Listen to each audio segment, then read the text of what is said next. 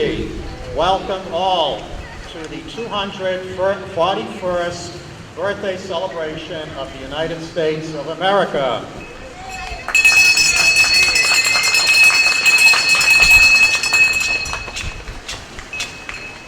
My name is John Adams. I am a colonist and a patriot here from Massachusetts. My wife, Abigail Adams, has joined me here. And as you know, we have had quite the correspondence during the American Revolution. Abigail and I have been apart. She has been in Braintree, maintaining the homestead in Braintree, while I have been busy doing my part in the American Revolution, trying to achieve independence for the United States. But on this very important day here today, Abigail is with me here to help us celebrate this important day. So, again, welcome. It's nice to see people who I've seen coming here every year for this. I appreciate your continued support and participation. Those of you who are new here this year, thank you as well for coming, and we hope you'll keep coming and enjoy the day's festivities here today. So, in all seriousness, my name is Rich Padover. I'm the summer interpreter here at Lawrence Heritage State Park. We are maintained by the Department of Conservation and Recreation, whose mission is to promote, protect, and enhance our Commonwealth of natural, cultural, and recreational resources for the well-being of all. So we hope you, again, enjoy it here today. Just as what's coming up, after in a few moments, we'll have the Lawrence High School ROTC perform for us, and then we will have the flag raising ceremony, and then the singing of the national anthem. And then after that, those of you who would like to participate, we will be having a parade around the block here. If you do not wish to participate, that's okay. You can stay here outside, or you can start going up to the third floor community room. There's stairs and an elevator. Once we are done parading around the block, we will come inside and up to the third floor, where I will make some announcements, and then we will have a public reading of the Declaration of Independence, followed by lunch, followed by dessert, and concluding with free raffles. So we should be wrapping things up by or around 2:30. We hope you'll be able to stay and participate in the full activities. If not, if you need to leave early, that's okay. But hopefully we'll have many people participating in the full slate of activities here today.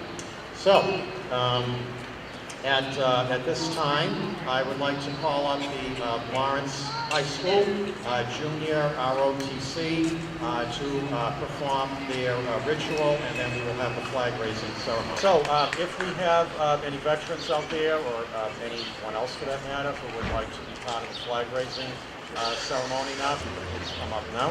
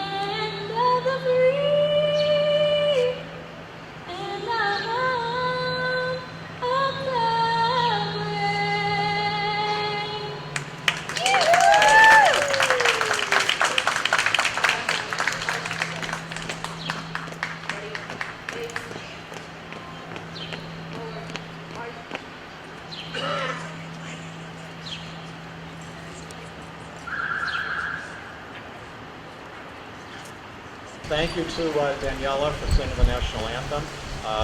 Yes, very good. Very nice job, Daniela. Thank you. The ROTC now is switching gears, their gear, literally, and they'll be back in one moment, and they will do their exercise here on the deck.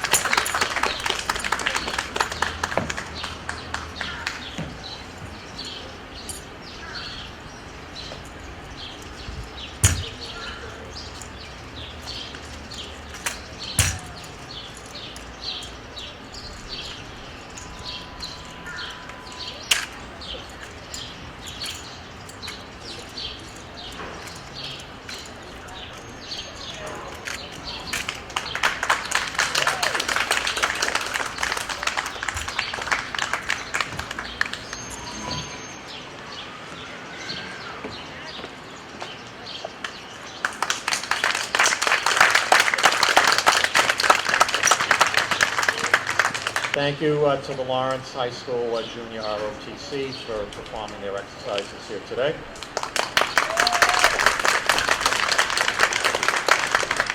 Okay, so what we will do now is have the parade that we normally do around the block.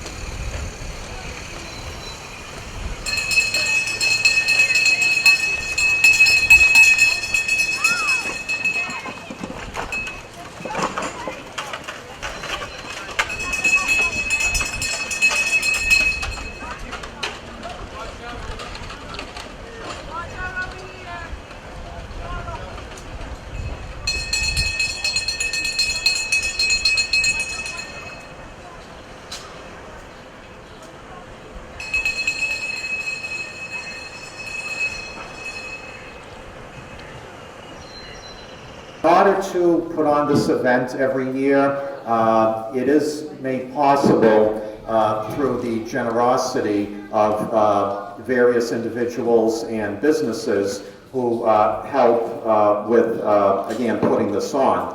I would like to just name the list of people and businesses who have made all this possible today. And then when I'm done, what we can do is at the end, we'll give them a round of applause, okay? So, those who have made this event possible today, Jerry Jozak from the Bowles Memorial Baron McAuliffe Yamin Funeral Home up here on Jackson Street in Lawrence. Butcher Boy Market, the Yamin family in North Andover. Dairy Queen of South Lawrence, Cheryl, the manager, great lady. If you go there for an ice cream, tell her thank you for providing the dessert here for today, that you really enjoyed it. The Lawrence Civil War Memorial Guard, thank you for your participation here again this year.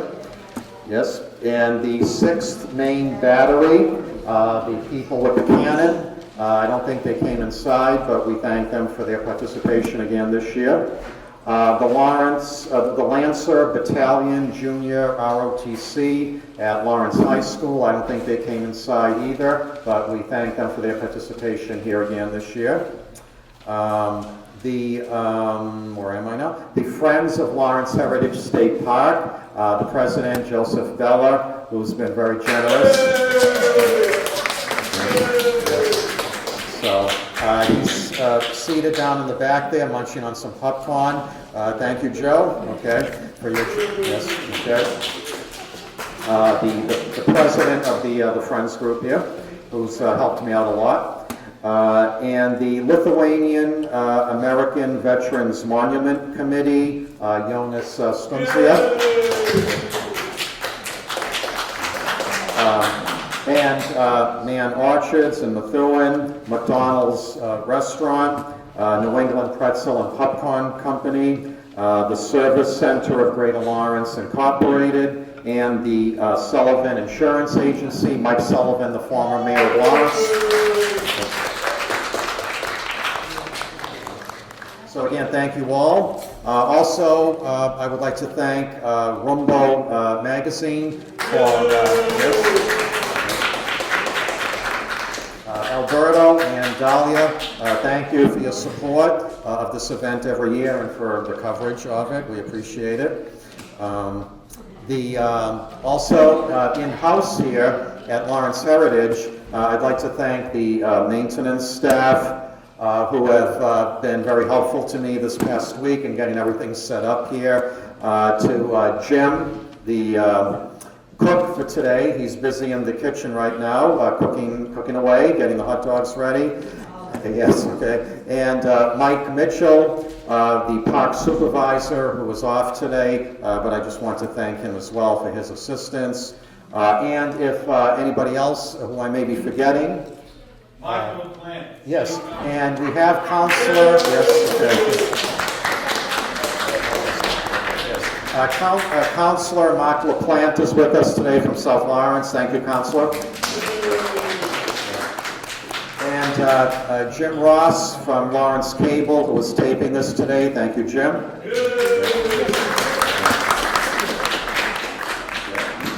Okay. And again, if there's anybody else out there who has helped in any way, I appreciate it. Jonas is doing the cooking, not me. Oh, okay. All right. Correction here. Apparently, Jonas is doing the cooking, not Jim. So I just want to, for the sake of accuracy. All right. Thank you, Jonas.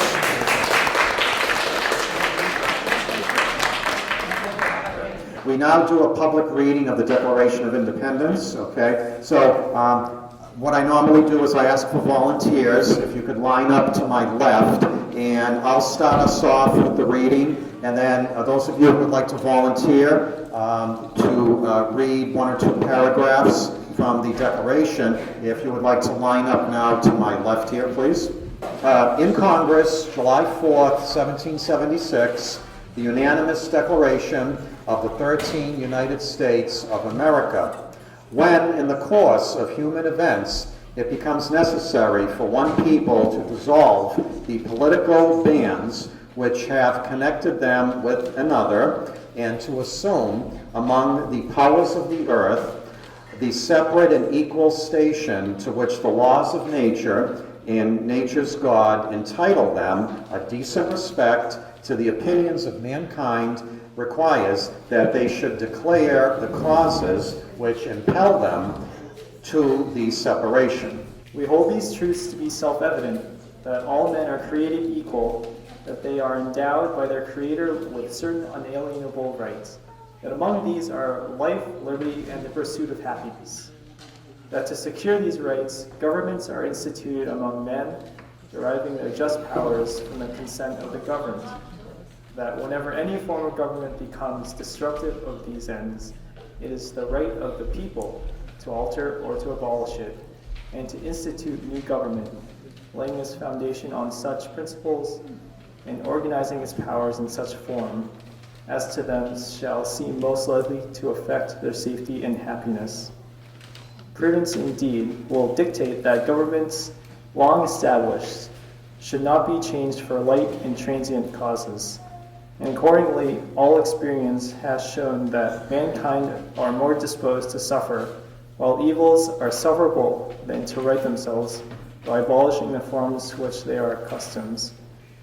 But when a long train of abuses and usurpations, pursuing invariably the same object, evinces a design to reduce them under absolute despotism, it is their right, it is their duty to throw off such government and to provide new guards for their future security.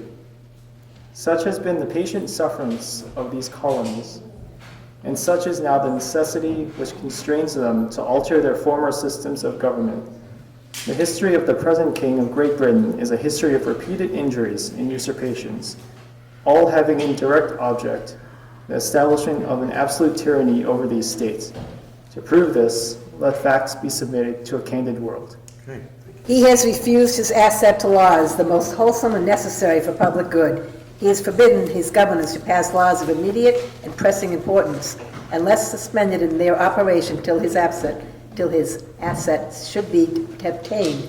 And when he suspended, he has utterly neglected to attend to them. He has refused to pass other laws for the accommodation of large districts of people unless those people would relinquish the right of representation in the legislature, a right inestimable to them and formidable to tyrants only. He has called together legislative bodies at places unusual, uncomfortable, and distant from the depository of their public records for the sole purpose of fatiguing them into compliance with this measure. He has dissolved representative houses repeatedly for opposing with manly firmness his invasions of the rights of the people. He has refused for a long time, after such dissolutions, to cause others be elected, whereby the legislative powers incapable of annihilation have returned to the people at large for their exercise, the state remaining in the meantime exposed to all the dangers of invasion from without, convulsions within. He has endeavored to prevent the population of these states,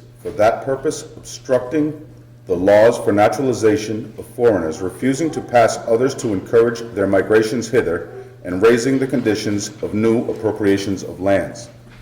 He has obstructed the administration of justice by refusing his assent to laws for establishing judiciary powers.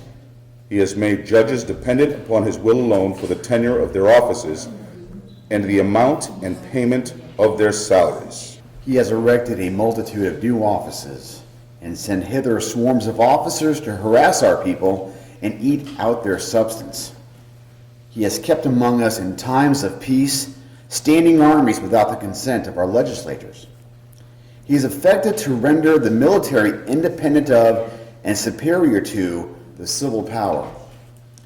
He has combined with others to subject us to a jurisdiction foreign to our Constitution and unacknowledged by our laws, giving his assent to their acts of pretended legislation, for quartering large bodies of armed troops among us, for protecting them by a mock trial from punishment for any murders which they should commit on the inhabitants of these states, for cutting off our trade with all parts of the world, for imposing taxes on us without our consent, for depriving us in many cases of the benefit of trial by jury, for transporting us beyond the seas to be tried for pretended offenses, for abolishing the free system of English laws in a neighboring province, establishing therein an arbitrary government, and enlarging its boundaries so as to render it at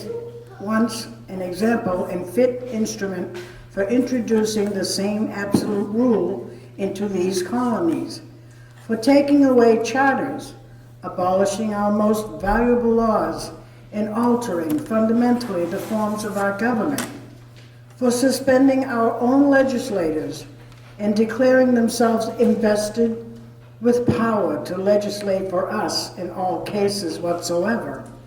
He has abdicated government here by declaring us out of his protection and waging war against us. He has plundered our seas, ravaged our coasts, burnt our towns, and destroyed the lives of our people. He is at this time transporting larger armies of foreign mercenaries to complete the works of death, dissolution, and tyranny, already begun with circumstances of cruelty and perfidia, scarcely paralleled in the most barbarous ages and totally unworthy the head of a civilized nation. He has constrained our fellow citizens taken captive on the high seas to bear arms against their country, to become the executioners of their friends and brethren, or to fall themselves by their hands. He has excited domestic insurrections amongst us. He has endeavored to bring on the inhabitants of our frontiers the merciless Indian savages whose known rule of warfare is undistinguished destruction of all ages, sexes, and conditions. In every stage of these oppressions, we have petitioned for redress in most humble terms. Our repeated petitions have been answered only by repeated injury. A prince whose character is thus marked by every act which may define a tyrant is unfit to be a ruler of free people. Nor have we been wanting in attention to our British brethren. We have warned them from time to time of the attempts by letter to extend an unwarrantable jurisdiction over us. We have reminded them of the circumstances of our immigration and settlement here. We have appealed to their native justice and magnanimity, and we have conjured them by the ties of our common kindred to disavow these usurpations, which we would inevitably interrupt our connections and correspondence. They too have been deaf to the voice of justice and of consanguinity. We must therefore acquiesce in the necessity which denounces our separation and hold them as we hold the rest of mankind, enemies in war and peace friends. We therefore, the representatives of the United States of America in the General Congress assembled, appealing to the Supreme Judge of the world for the restitute of our intentions to do in the name and by the authority of the good, the people of these colonies solemnly publish and declare that these united colonies are the right and of the right out to be free and independent states, that they are absolved from the allegiance to the British Crown, and that all political connections between them and the United States of Great Britain is and ought to be totally dissolved, and that free and independent states, they have the full power to levy war, conclude peace and contract alliances, establish commerce, and to do all other acts and things which independent states may have the right to do. And for the support of this declaration with a firm reliance on protection of the divine providence, we mutually pledge to each other our lives, our fortunes, and our sacred honor.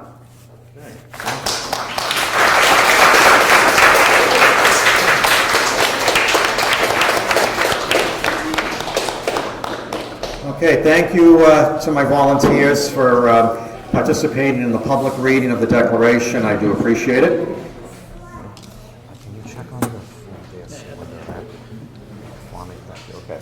All right, well, I'm just asking, I'm getting an update on the food there. Let's see how close we are. One moment. It's a little tricky planning this just right sometimes, you know what I mean? So, yes. Oh, yes, the tickets. Okay. All right. Thanks, Frank. Yeah. Husband, the meal is ready. Okay.